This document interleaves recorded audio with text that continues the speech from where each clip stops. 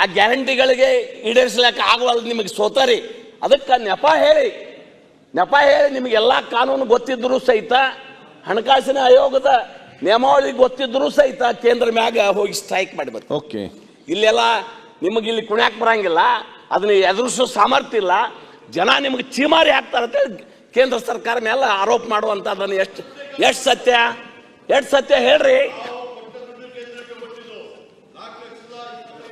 ಹೌದ್ರಿ, ಈಗ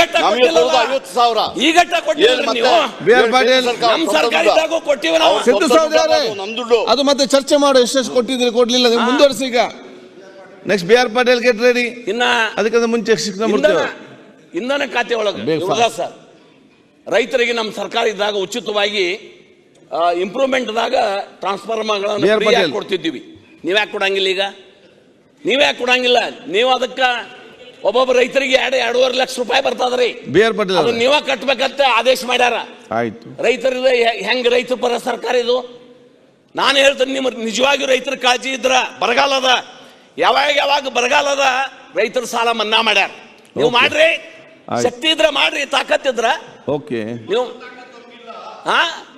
ಒಪ್ಕೊಳ್ರಿ. ಮತ್ತೆ ನಾವು ಫೇಲ್ ಆಗಿ ರೈತರಿಗೆ ಹೊರೆ ಮಾಡಿದಂತ ಕೆಲಸ ನೀವು ಮಾಡುದು, ರೈತರಿಗೆ ಸಹಾಯ ಮಾಡಲಿಲ್ಲ ನೀವು. ನಾವು ನಮ್ಮ ತಾಕತ್ತಲ್ಲಿ ರೈತರಿಗೆ ಸಹಾಯ ಮಾಡ್ತಾ ಇದ್ದೀವಿ. ಆ ಗ್ಯಾರಂಟಿಗಳಿಗೆ ಈಡೇರಿಸಲಿಕ್ಕೆ ಆಗುವಲ್ಲ ನಿಮಗೆ ಸೋತಾರಿ.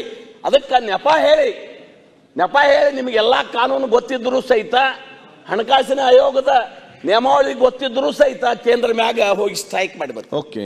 ಇಲ್ಲೆಲ್ಲ ನಿಮಗೆ ಇಲ್ಲಿ ಕುಣ್ಯಾಕ್ ಬರಂಗಿಲ್ಲ, ಅದನ್ನ ಎದುರಿಸೋ ಸಾಮರ್ಥ್ಯ ಇಲ್ಲ, ಜನ ನಿಮಗೆ ಚೀಮಾರಿ ಹಾಕ್ತಾರಂತ ಕೇಂದ್ರ ಸರ್ಕಾರ ಮೇಲೆ ಆರೋಪ ಮಾಡುವಂತದನ್ನು ಎಷ್ಟು ಸತ್ಯ ಹೇಳ್ರಿ. ಹೌದ್ರಿ, ಈಗ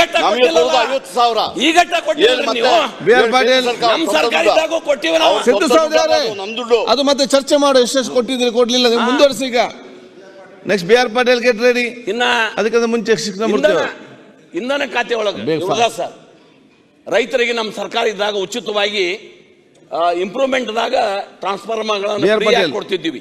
ನೀವ್ಯಾಕೆ ಕೊಡಂಗಿಲ್ಲ? ಈಗ ನೀವ್ಯಾಕೆ ಕೊಡಂಗಿಲ್ಲ? ನೀವು ಅದಕ್ಕೆ ಒಬ್ಬೊಬ್ಬ ರೈತರಿಗೆ 2.5 ಲಕ್ಷ ರೂಪಾಯಿ ಬರ್ತದ್ರಿ. ಅದು ನೀವ ಕಟ್ಬೇಕಂತ ಆದೇಶ ಮಾಡ್ಯಾರ. ರೈತರಿಗೆ ಹೆಂಗ್ ರೈತ ಪರ ಸರ್ಕಾರ ಇದು? ನಾನು ಹೇಳ್ತೇನೆ, ನಿಮ್ಮ ನಿಜವಾಗಿ ರೈತರ ಕಾಳಜಿ ಇದ್ರ ಬರಗಾಲದ ಯಾವಾಗ ಬರಗಾಲದ ರೈತರ ಸಾಲ ಮನ್ನಾ ಮಾಡ್ಯಾರ. ನೀವು ಮಾಡ್ರಿ, ಶಕ್ತಿ ಇದ್ರ ಮಾಡ್ರಿ, ತಾಕತ್ತಿದ್ರ ನೀವು ಒಪ್ಕೊಳ್ರಿ. ಮತ್ತೆ ನಾವು ಫೇಲ್ ಆಗಿ ರೈತರಿಗೆ ಹೊರೆ ಮಾಡಿದಂತ ಕೆಲಸ ನೀವು ಮಾಡುದು, ರೈತರಿಗೆ ಸಹಾಯ ಮಾಡಲಿಲ್ಲ ನೀವು. ನಾವು ನಮ್ಮ ತಾಕತ್ತಲ್ಲಿ ರೈತರಿಗೆ ಸಹಾಯ ಮಾಡ್ತಾ ಇದ್ದೀವಿ.